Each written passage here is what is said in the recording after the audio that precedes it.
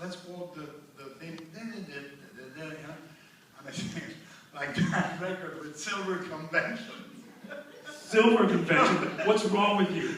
Get out of here. This is a museum. And that dates me also. Sadly, me too. Notice there was dead silence. He said Silver Convention. What are they? What's it called?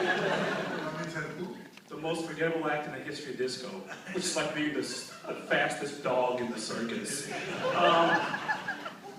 Again, this thing I've always wanted to ask you, what is this thing you have about sleeping giants being awakened?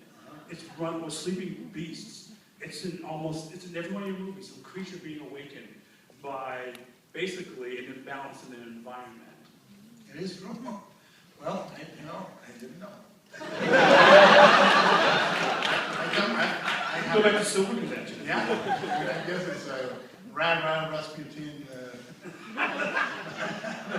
I really losing the audience here. I really think all I know is I like extraordinary circumstances to occur to somebody that is unprepared. You know, but that's all I can answer with, because other than that, I know my other worries, I can see them, but that one I never see.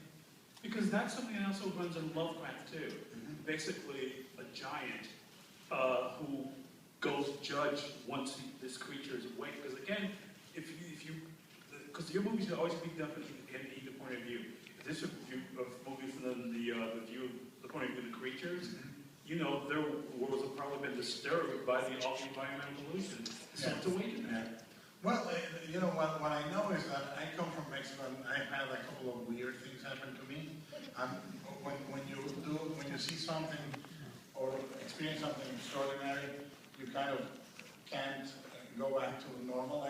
I have among my possessions in Bleak House, I have a very strange book that was baptized and that was created in cow skin in a ritual, this and that. And the guy that sold it to me, which probably was just a scheme, he said to me, he told me the story, which is a great story. A sea captain in the 1700s got hold of a demon with a text, and the demon was supposed to serve him for 300 years, but instead offered to serve 10 owners of the books for 30 years. I bought one. But having experienced strange stuff in Mexico, I go, if I ever really did it, and I open it and something happens, my mind will explode. So my wife has decided that I might as well admit I'm just a gullible fat man. I'll leave it at that. You know? But I have seen once a UFO, and my mind just went, you know, giant double take, like Tex Avery double take. And that's all I know. I saw it. I know it was not Venus in the horizon, or swamp gas, or any type of gas. It was a true object moving there. And, you know, I think that's the way I see the supernatural. It can happen in mundane circumstances or to people that are unprepared. Yeah, and not often, when it happens, you frame each of these stories like a fable. Each one has kind of a once upon a time. Actually. Absolutely, yeah. That I do in every movie, basically. I have a narrator of sorts start and tell you once upon a time in one way. Chronos, Mimic, even Blade.